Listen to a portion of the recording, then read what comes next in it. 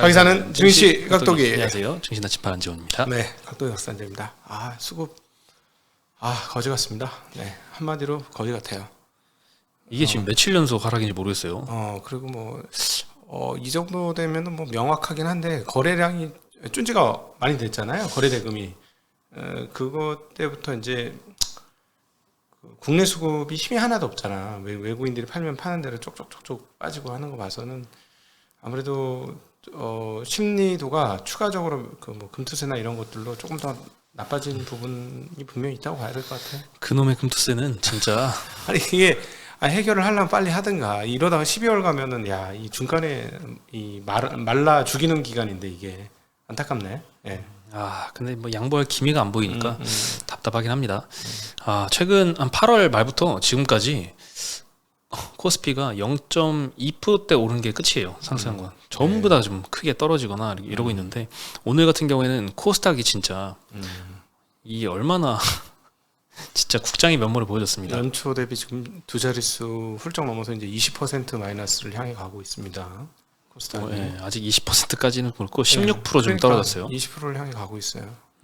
근데 지금 2차 전지가 멈췄다가 또 언제든지 빠질 수도 있잖아. 반등했다가 그러면 20% 빠질 수 있는 거지. 시가총액 상위 종목들이니까. 네, 오늘 코스닥은 근데 한 점심쯤인가 한 1.7% 그 정도까지 떨어졌다가 그 떨어지는 동안에도 외국인이 쭉 파니까 떨어지더라고요. 그대로 미끄러지다가 외국인이 갑자기 오들어서 막 사기 시작했습니다. 코스닥을. 네, 그러면서 쭉 반등하더라고요.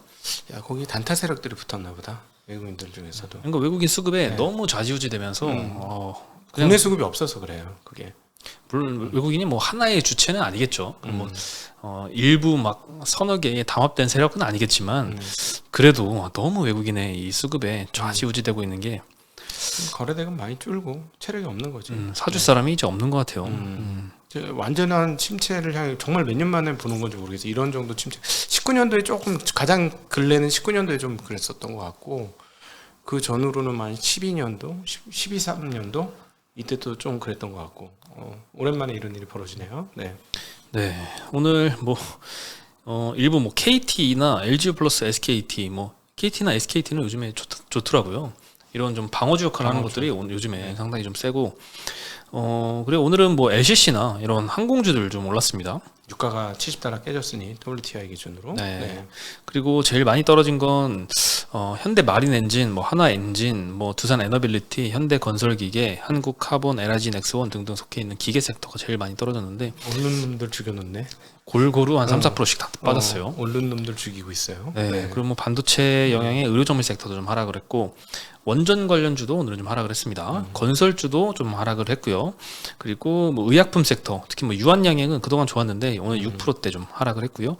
종근당, 대웅제약, 보령, 녹십자 다 3-4%씩 이상 다 하락을 했습니다. 바이오도 상당히 좀 주도주 역할을 좀 많이 했었는데 최근에 좀 하락세가 좀 이어지고 있고 보험주도 오늘은 좀 하락을 했습니다. 한국화재, 삼성화재, 롯데손보, 하나손보가 다 1에서 3%씩 하락을 했고 조선주가 오늘 좀 많이 빠졌어요. 현대중공업, 현대미포, 세진중공업, 하나오션도 다 2에서 4% 사이로 하락을 하면서 이제 8월 5일 날 그때 쭉 블랙먼데이였죠. 그때 수준까지 좀 빠진 업종들이 주도 섹터에 좀 많습니다. 반도체뿐만 아니라 전력기기는 이미 뚫었고 조선도 뚫은 업체들이 있고 바이오는 아직까지 잘 버티고 있는데 거의 8월 5일 저점을 향해서 좀 가고 있고 그동안 강했던 주도 섹터들이 다 같이 이렇게 무너지면서 정말 이제 수급이 뭘 사야 되나 싶긴 합니다. 순환매야, 순환매. 하락순환매. 이런 거 참 보기 힘든데 하락순환매 돌아가면서 또 빠지네. 견디던 놈이 하나씩 무너지고 계속 이러는 거네요. 2차전지로 가야 될까요?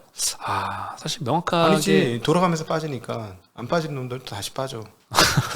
지금 그럼 못 사는 거잖아요. 그러니까 지금은 자기가 밸류에이션 좋다고 생각하는 놈들만 사셔야 되는 거죠. 밸류에이션 그래 이건 더 빠지면 더 살 거야. 이런 것만 건드려야 되지 않을까 싶네요.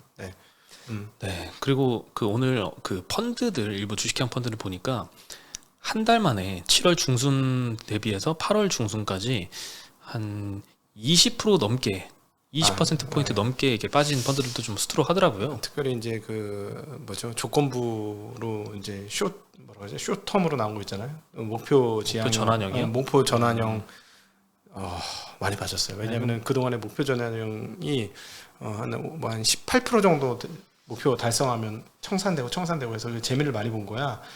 가입했던 사람도 재미 보고 판했던 사람도 재미 보고 운용하는 사람도 뭐 수수료 받아 재미 보고 다 3자 모두 좋았어. 그래서 시장에서 계속 좋은 그 주도주를 잘 잡았으니까 그 관성대로 주도주를 잡았다가 말씀하신 대로 한 20-30% 깨졌습니다. 그렇죠. 전형적인 이제 주식시장에 직접 투자해서 단타가 횡행한다면 그걸 상품화 시킨 게 목표 전환형이 아닌가 생각 좀 듭니다. 크게 물렸습니다 지금. 네, 뭐 먹을 때 짧게 먹고 빠질 때 이렇게 확 빠지는 걸 다 때려 맞다 보니까 뭐 그럴 수도 있죠. 근데 어쨌든 말씀드리고 싶은 그건 아니고 요즘에 시장이 이렇게 상당히 좀 어려워서 이 주도주에서 다 대부분 플레이를 했을 거잖아요. 다 수익률이 지금 처참합니다. 그에 비해서 지수는 생각보다 너무 안 빠졌어요. 왜냐하면 금융주가 지수 영향이 굉장히 크거든요. 밸류업이나 밸류업이 많이 버텼죠. 밸류업만 지금 연초 대비 정말 고고하게 살아 있습니다. 그리고 LG엔솔이 최근에 한 20몇 % 급등을 하면서 지수를 많이 떠받쳤고요. 네네. 네, 그리고 뭐 삼성전자는 생각보다 그렇게 막 하락폭이 엄청 크진 않잖아요. 소부장 대비해서. 빠지긴 많이 빠졌지만 사실상 이제 8만 원에서 빠졌으니까 10몇 % 빠진 거니까 다른 주식에 비해서는 뭐 그렇다고 봐야 되겠죠. 그래서 올해 들어서 진짜 이 코스피 빠진 것 대비해서 수익률이 더 많이 악화가 된 게 너무 많고. 그렇지. 예. 개별 계좌단에서는 아마 야 연초 대비 2%밖에 안 빠졌는데 시장 내 계좌는 왜 이래? 이런 그런 게 경우가 많으실 것 같아요. 특히 고점 대비 하락률을 치면은 훨씬 더 체감될 것 같아요. 물론 이제 뭐 코스닥 나 많이 안 해 해서 코스닥하고 비교하면 안 돼 하실 수도 있는데 코스닥이 지금 16% 빠졌으니까 물론 시장은 훨씬 작습니다만은 개인들 중에서 이제 코스닥을 많이 하는 경향성이 높으니까 아마 개인 수익률은 평균적으로 지금 시장 한 2% 거래소 빠진 거에 비해서는 월등히 좀 많이 안 좋은 게 아마 일반일 것 같아요. 제가 보니까. 네. 막 30%, 40% 마이너스인 분들도 있더라고요. 네. 그래서 오늘 특히나 이제 뭐 조선, 전력기기, 바이오, 반도체 이런 주도 섹터를 다 빠졌는데 전력기기는 오늘 특히 좀 많이 빠졌습니다. 현대일렉트릭이 엄청난 대장주 역할을 했잖아요. 오늘 9% 빠졌고요. 여기 또 재룡전기가 7.6% 빠졌고 LS일렉트릭 5% 빠졌고 효성중공업도 5%, 일진전기도 5% 빠졌습니다. 여긴 실적은 계속 좋을 건데. 실적은 계속 좋을 건데 아마도 초고압 변압기 제외하고 나머지는 이제 뭐 피크아웃이 아닌가 이런 얘기가 솔솔 들려오기 시작을 했어요. 네, 그리고 투자 포인트도 사실 다 알려졌잖아요. 네네. 전력의 뭐 그 미국의 리쇼어링과 이제 AI 데이터 센터로 인해서 전력이 부족하니 앞으로 계속 쇼티지다. 수주한고 쌓여 있고 뭐 매출액이 몇 배씩 쌓여 있다. 이러고 다 이제 모르는 사람이 없다 보니까 뭔가 새로운 투자 포인트들이 좀 필요한데 대부분 주도 섹터들에서 이런 참신한 투자 포인트가 아직 안 나오고 있는 것 같아요. 사실 기업한테 우리 이거 열심히 해서 그동안 고생했는데 열심히 해서 드디어 빚 봤어요. 근데 새로운 아이템을 내나 이러면 어떻게 기업이 그걸 내놓을 수 있겠어? 그렇죠. 그렇죠. 근데 주가는 항상 선반영이다 보니까 앞으로 몇 년 좋을 거 다 이미 반영을 빨리 했고 그 다음 걸 내놔라 이거죠. 기업으로서는 그렇게 할 수도 없는 상황이 참 난감합니다. 그렇죠. 사실 뭐 AI 업종도 최근에 이제 뭐 개발자들한테 이야기해 보면 최근 뭐 이제 성장 끝난 거 아니냐, 더 추가 성장 못 하는 거 아니냐, 엔비디아 이제 플랫해지잖아 이런 얘기하면 개발자들은 약간 좀 어이없어하지 않을까요? 그렇죠. 무슨 소리야? 우리 잠도 못 자고 하고 있는데. 그렇죠. 아직 시작도 안 했는데 뭐 이런 이제 막 않을까. 시작인데 무슨 소리야? 아니 최근에 그 X 그러니까 옛날 트위터가 10만 개짜리 클러스터를 만들었잖아요. 역대 그 단일 클러스터로 최고 큰 AI 클러스터 하나 무려 칩을 10만 개나 붙여갖고 했거든. 이제 그렇게 했다는 건 셋업이 됐다는 거 아니야? 이제 드디어 갖췄고 장비 갖춰서 시작하겠다는 거니까 사실 AI 기업들이나 연구진들한테 물어보면 야 이제 시작이야 뭐 이런 분위기죠 사실. 네. 그리고 오늘 반도체 관련해서는 좀 오늘 이야기가 나왔던 건 특히나 이제 전공정 이쪽에 사실 큰 기대를 좀 안 하고 있잖아요, 시장에서. 근데 전공정 관련해서 장비주 투자하는 게 예전과는 조금 패러다임이 좀 바뀌었다, 이런 의견을 한투에서 주셨습니다. 네. 이 반도체 산업의 투자 패턴이 과거에는 메모리 업사이클 시기에 장비 투자를 먼저 했죠. 네. 그래서 장비 투자가 항상 뭐 소재나 이런 것보다 선행되어 왔지만 23년도 이후로는 투자 속도가 느려지고 투자 규모도 제한적으로 바뀌었다고 합니다. 맞습니다. 특히나 메모리 반도체의 수요 증가가 수량에서 가격으로 좀 이동하고 있기 때문이다라고 언급을 했는데, 공정 난이도 증가로 장비 투자 비용은 늘었습니다. 근데 기술적 한계로 투자한 만큼의 성과를 내기가 어려워진 상황이 이러한 영향을 좀 끼쳤던 것 같고요. 후공정 영역에 대한 투자도 예전보다는 훨씬 더 많이 하고 있잖아요. 네. 이쪽으로 좀 장비 투자가 분산되는 효과도 전공정 장비주한테는 좀 좋지 않은 그런 소식으로 작용을 한 것 같아요. 네. 그래서 전공정 장비 업체들은 메모리 투자 재개를 제외하고는 멀티플 밴드 상단을 돌파할 재료가 좀 부족하다, 이런 언급을 했습니다. 그래서 앞으로는 이 반도체 업황이 턴어라운드 되고 이제 업사이클 때 제일 먼저 올라가는 건 장비주지 하고 무조건적으로 이제 전공정 장비주에 투자하는 개념은 이제는 조금 그 패러다임을 좀 바꿔야 되지 않나, 이런 의견을 좀 주셨고요.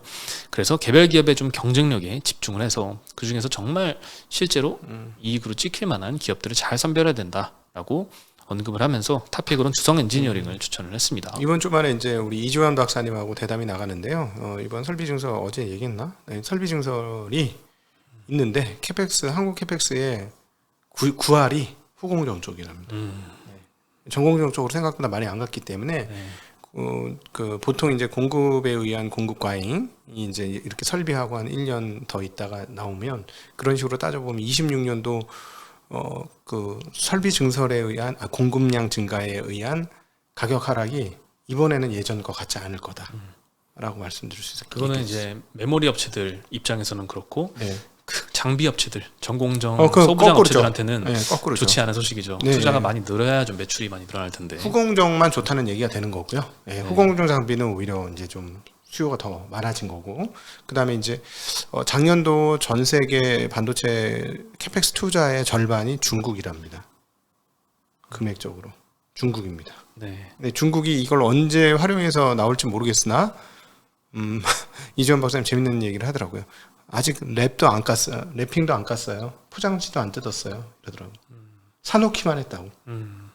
설치할 공간이 없답니다. 무조건 사놓은 거예요. 사재기해 놓은 거예요. 그런 상황입니다. 근데 뭐 나중에는 풀겠죠. 네. 그리고 파운드리 수율 관련해서 계속 우려스러운 소식들이 좀 나오고 있어요. 내년도에 갤럭시 S25 나오잖아요. 네. 여기에 원래 엑시노스 2500, 삼성 LSI에서 직접 설계한 그리고 파운드리에서 직접 생산한 이 제품을 얼마나 탑재할 것인가, 이게 사실 관건이었는데 전량 퀄컴 칩을 쓸 것이다, 이런 보도가 며칠 전에 나왔었어요. 그리고 3나노 2세대 공정 수율이 20%밖에 안 된다, 이런 보도도 좀 있고요. 2세대가 20%면 상당히 좀 실망스러운 수준인 것 같아요. 그리고 전량 만약에 퀄컴 칩을 쓴다면 스마트폰 칩 가격을 또 올려줘야 되거든요, 퀄컴한테. 그래서 핸드폰 가격도 높아져서 가격 경쟁력도 떨어지기 때문에 이 스마트폰 사업부에도 좋지 않은 소식이고, 네. 파운드리에도 좋지 않은 소식입니다. LSI에도 좋지 않은 소식이고요. 네. 그리고 이제 오늘 또 추가로 나왔던 보도는 S25, 갤럭시 S25에 들어갈 모바일 1B 디램 공급도 수율이 낮아서 적기에 공급되지 못하고 있다라고 합니다. 네, 삼성에서는 뭐 사실이 아니다 이렇게 부인을 했는데, 만약에 이 보도가 사실이라면 뭐 파운드리뿐만 아니라 일반 모바일 원비 공급도 지금 문제가 좀 큰 것 같아요.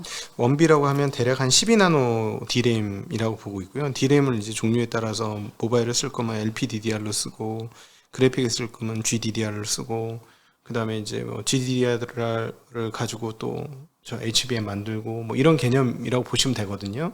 근데 이제 지금 원비 다른 데는 하고 있어요. 마이크론하고 하이닉스 하고 있고, 하이닉스 같은 경우는 지금 양산을 준비하고 있는 건 1C 공정이라고 약 11나노 좀 될 겁니다. 그게. 예, 그거를 지금 하고 있는데, 원래 D램 1등이었던 삼성전자가 1C도 아닌 1B에서 지금 주저하고 있다라는 건 우리가 올해 상반기에 계속 삼성에 대해서 투덜거렸을 때 했던 핵심 내용이 이거거든요. 뭔가 이거 문제 있는 것 같다. 그렇죠. HBM 같은 네. 신규 사업 조금 잘못 판단해서 늦게 쫓아가서 잘 못 따라가고 있는 것도 문제인데, 네. 내 본업도 제대로 못 하고 있으면 네. 상당히 좀 문제죠. 이건 근원적인 본업이거든요. 진짜 중요한 거거든요. 이거는 예. 심각하죠. 그래서 이제 예전에 그래도 이것을 접하고 그 얘기를 했던 거예요. 삼성전자와 하이닉스 역전되는 거 아니냐는 얘기를 왜 했냐면 사실은 그때 이 얘기는 드리지 않았었는데 이 정보가 들어왔기 때문에 참 답답해가지고 그때 그런 제목을 달았던 기억이 계속 납니다. 있었어요. 예. 네, 그리고 오늘 뭐 여러 악재가 이런 나온 종목별로는 좀 편차가 좀 있었는데요. 롯데에너지 머티리얼즈 150억 규모로 전고체 배터리 핵심 소재의 이 파일럿 공장을 완공했다, 이런 소식이 나왔습니다. 익산 이 공장에서 전고체 배터리에 들어가는 황화물계 고체 전해질 요거를 생산을 할 예정이라고 합니다. 네. 연말부터 초도 샘플 생산한다고 하고 그저께인가요? 그때 엔비디아향 이 초저조도 동박 요거 두산통에서 납품한다, 이 소식도 좀 나왔습니다. 그래서 네. 호재가 이틀 만에 또 하나 나왔네요. 그래서 오늘 어제 테슬라도 한 4% 이게 약세장에 급등을 하더라고요. 그래서 이차전지도 오늘 장 초반에 굉장히 좋았는데 네. 롯데에너지 머티리얼즈도 10% 넘게 떴었는데 8% 상승으로 마감을 했고요.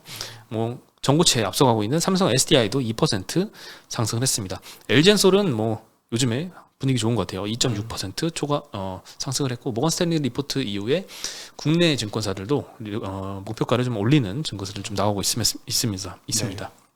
네. 그리고 또 하나는 이제 에코프로 자회사 중에 에코프로 HN이라고 있습니다. 환경사업부 주로 강점이 있는데 2천억 유상증자를 발표를 했습니다. 유상증자 규모가 기존 주식수 대비해서 37% 규모입니다. 그리고 예정 발행가가 전일 대비 22% 정도 낮은 가격인데 이차전지 세티가 정말 좋지 않은 상태에서 이런 유증이 대규모로 나왔기 때문에 오늘 주가는 14% 정도 굉장히 급락해서 빠졌습니다. 야, 주가 많이 떨어진 유중이 쉽지 않겠네. 이렇게 떨어지면. 네. 네, 근데 현재 주가보다도 더 낮으니까. 현재 주가보다 안 낮으면은 유상 실패는 거죠. 그렇죠. 근데 이제 이 가격을 예정 더 낮춰야 발행가잖아요. 되니까. 네. 그때 가서 확정 발행가 보면은 더 낮아질 것 같습니다. 네. 그리고 오늘 뜬금없는 카지노주들이 오늘 급등을 했습니다. 네. 강원랜드 무려 8%, GKL 4.4%, 파라다이스도 3.7% 이렇게 상승했는데, 강원랜드가 문화체육관광부로부터 카지노 변경 허가를 통보를 받았다고 합니다. 일반 영업장의 허가 면적이 늘어났어요. 14,500제곱미터에서 22,200제곱미터 이상으로 늘어났고요. 게임 기구는 1,560대에서 1,860대까지 증설이 가능합니다. 이용 대상도 원래는 외국인인데 외국인도 시민권을 보유한 외국인만 됐습니다. 근데 이젠 영주권 보유자까지 이용 대상이 확대가 됐고, 그럼 고객층이 더 넓어질 수도 있겠죠. 물론 이제 실제 세보면 얼마 안 될 수도 있습니다만, 다만 이제 외국인 전용존의 베팅 한도가 30만 원이었는데 3억으로 늘어났습니다. 이거는 좀 상당히 좀 크게 늘어난 것 같아요. 네. 물론 외국인은 파라다이스나 GKL 많이 가긴 하죠. 원래 이게 내국인 카지노였잖아요, 강원랜드는. 네. 외국인 카지노가 아니고. 네. 네. 나 한번 가봤거든. 나는 마음이 별로 안 좋았어. 왜요? 좀 분위기 안 좋더라. 우중충하다. 우중 느낌이. 그러니까 화려해요. 건물이나 이런 거는. 거기서 이거 찍고 있으신 분들의 행태가 표정이 좋지 않죠. 표정이 좋지 않더라고요. 좀 슬펐어요. 표정을 보면서. 표정이 없죠. 거기서. 그리고 그냥 무표정으로. 이렇게 기계로 꼽아놓고 하더라고. 저절로 눌러지게 버튼을. 그래요? 왜 저걸 저렇게 하고 있지? 그러니까 우리 주식 투자자 입장에서는 전혀 이해가 안 되는 장면이었습니다. 진짜 그 운에다 모든 걸 맡긴 거잖아. 그렇죠. 너무 신기하더라고. 왜 저렇게 앉아 계시지? 이런 생각이 들었어요. 네. 네. 그리고 실제 실적도 반등하려는 이런 데이터들이 나오곤 있는데요. 8월 드롭백이라고 하면 이제 방문자들이 베팅한 금액, 네. 드롭백이 파라다이스가 전년 대비 17% 늘어났고 GKL은 13% 늘었습니다. 네. 코로나 이전 대비해서 많이 회복이 됐어요. 네, 코로나 전 이상으로 회복이 됐습니다. 주가를 많이 떨어져 있어요. 네. 그래서 주요 고객들이 일본과 중국 고객들인데, 특히 그 중에서도 VIP 고객들의 비중이 중요하거든요. 이 VIP 고객들의 드롭백이 일본 VIP는 20% 늘었고 중국 VIP도 40%대 늘었습니다. 그리고 9월달, 10월달에는 한국뿐만 아니라 중국과 일본의 연휴도 앞두고 있기 때문에 수요 증가 기대감에 오늘 주가도 영향을 좀 줬던 것 같습니다. 네. 네. 그리고 이제 금투세 관련해서 그 토론을 한다고 하잖아요. 네. 네. 그 금투세에 대해서 상당히 좀 비판적인 시각을 갖고 있는 이소영 의원이 참석 못하는 그 날짜에 정해져 가지고 아쉽긴 한데, 사실 저희가 어저께도 금투세 관련해서 토론을 하려면 주식도 안 하는 국회의원들끼리 할 게 아니라 시장의 전문가나 이런 분들을 좀 모셔서 해야 되지 않냐 싶은데 그 여기 여러 번 출연하셨던 86번가 정강우 대표님 있잖아요.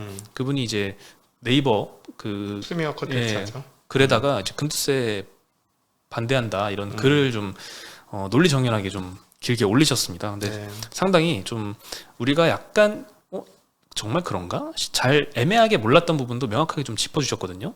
대표적으로는 뭐 대만 같은 경우 금투세 도입하자라는 입장에서는 대만 그때 증시 하락한 거 금투세 도입해서 빠진 거 아니다. 금융실명제 때문에 빠진 거다. 이런 주장을 하잖아요. 이것도 명확하게 그게 아니다. 실제 대만 내에서도 그 대만 외에서도 여러 가지 대만의 증시 하락 당시에 분석했던 자료들이 있는데 결국에는 대부분이 그 금투세 때문이다라고 주장을 한다. 그리고 금투세를 도입을 폐지하기로 하니까 곧바로 다시 반등해서 최고점 돌파했다. 이런 의견도 주셨고 일본 사례도 보면은 이 금투세 비슷한 거 이런 거 도입을 하고 나서 그 한 2년 동안인가 부동산으로 자금이 쏠렸대요. 네. 그래서 우리나라는 특히나 안 그래도 이제 부동산에 대한 불패 신호가 강한데 더더군다나 이렇게 부동산으로 자금이 더 쏠리게 되면 이거는 뭐 이 86번가 대표님의 말에 따르면 뭐 서울에 이 강남에 부동산 있는 분이 아니면 금투세는 찬성하면 안 된다 이런 언급까지 좀 해주셨습니다. 네. 네, 그리고 뭐 ISA 비과세 대상 뭐 비과세 해주는 건 좋은데 여기 해외 주식을 포함했잖아요. 근데 일본도 비슷한 결정을 했거든요. NISA라고 하는 걸 했는데 여기서 해외 투자 확대를 결정을 했습니다. 근데 이거 결정한 이후에 해외로 실제 자금 유출이 굉장히 빠르게 발생해서 엔화 약세로 작용을 한 측면도 굉장히 크다고 하거든요. 우리나라는 아마 뭐 일본보다도 더 이 금융시장이 후진적이기 때문에 훨씬 더 많이 해외 유출로 자금이 좀 이동할 것이다 이런 걱정도 좀 내놓습니다. ISA 해외 주식 허용하는 건 고민 좀 해보셔야 돼요. 왜냐하면 해외 주식은 250만 원 지금 이상의 소득에 대해서는 과세 대상이에요. 네, 그럼 ISA를 통하면 과세 대상에서 피하는 거거든요. 근데 모르긴 몰라도 3천만 원씩 5년 하면은 1억 5천이니까 아마 한 60, 70% 이상은 1억 5천 안짝에서 주식하지 않겠어요? 대주주 빼고 나면 비율이 훨씬 높아질 것 같은데? 네, 예, 훨씬 높을 것 같아요. 그러니까 1억 5천 안짝으로 다 많은 분들이 주식 투자를 할 텐데 그러면은 저거 다 해외로 넘어가면은 국내 ISA라는 제도가 뭐 어떤 그 노후를 위한 건데 우리 국내로 자금이 안 들어올 수도 있어요. 그거는 좀 고민을 해봐야 될 것 같아요. 저거 해외 열어주면 저는 현재 분위기면 해외 다 나갈 수 있을 것 같은데 왜냐면 과세를 대고 있는 걸 열어준 거잖아. 비과세 바꿔준 거잖아. 네. 그럼 매력이 확 커지지. 그쪽은. 그렇죠. 네. 그리고 뭐 ISA 아니어도 일반 그냥 CM에 있는 계좌들 그 돈도 해외로 좀 많이 넘어가지 않을까 이런 생각이 좀 들어요. 네. 네, 안타깝지만 근데 저거는 진짜 ISA를 해외 거를 열어주면은 ISA는 진짜 외국 투자를 위한 시스템이 될 수도 있을 것 같아요. 많이 나갈 것 네. 같습니다. 네네. 그래서 오죽했으면 지금 국민연금이 이 현재 분위기면 국내 투자 하면 안 된다라는 이런 말도 안 되는 말이 나오잖아요. 왜냐하면 수익률 차원에서 그렇게 얘기한 것 같아. 그렇죠. 국민연금은 대표적으로 평가하는 게 수익률과 변동성, 네. 네, 그걸 평가해가지고 더 유리한 시장에 투자하는 게 당연히 난데 수익률이 높으면 변동성이 큰 건 이해하죠. 근데 변동성이 큰데 수익률도 낮다? 이거는 사실 자산으로서는 매력이 없는 배제해야 되는 자산이 맞거든요. 사실 학교 다닐 때 그렇게 배워요. 근데 이게 네. 말도 안 되는 게 국내 사람 자금을 가지고 국내 사람들이 월급 받아가지고 거기 중에 일부를 떼고 이렇게 해서 사업해서 일부를 떼가지고 낸 기금을 국내 산업 발전을 위해서 한 푼도 쓰면 안 된다는 얘기나 똑같거든. 그렇죠. 이건 진짜 말이 안 되는 얘기야. 아니 해외 기업 만들어줄 이유가 있냐고 일부러 그럴 필요는 없고 국내 기업들을 활성화시켜주고 해서 한국에서 더 고용과 어떤 이런 것들이 늘어나고 그래서 그 사람들이 또 국민연금을 내고 이 선순환 구조를 가야 되는데 이 국내 투자를 안 하겠다는 건 국내 산업계에는 관심 없다는 얘기나 똑같은 거예요.